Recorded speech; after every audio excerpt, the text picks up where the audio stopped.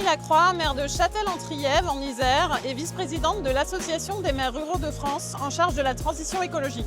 Gilles Noël, moi je vous emmène en Bourgogne-Franche-Comté. Je suis maire d'un village dans le département de la Nièvre et je suis également le vice-président de l'Association des maires ruraux de France, mais en charge de la santé.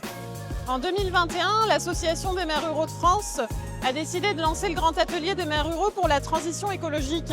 On s'est inspiré de la Convention citoyenne pour le climat et on a recruté 100 maires un peu partout sur le territoire national.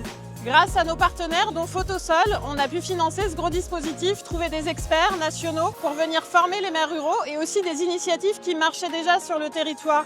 Et c'est grâce à l'intelligence collective qu'on a pu construire tous ensemble une feuille de route pour la MRF.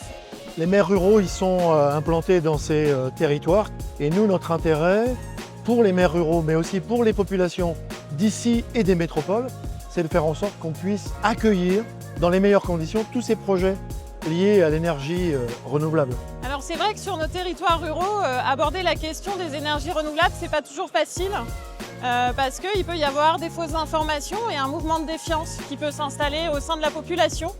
Donc nous, ce qu'on a observé auprès de nos collègues, c'est qu'il y a quelques leviers quand même pour restaurer cette confiance. Parmi ces leviers, c'est de pouvoir relocaliser cette production d'énergie avec un besoin qui est celui de la population locale. Et en même temps, la volonté des habitants de pouvoir aussi comprendre où est-ce que vont tous ces électrons jusque chez eux.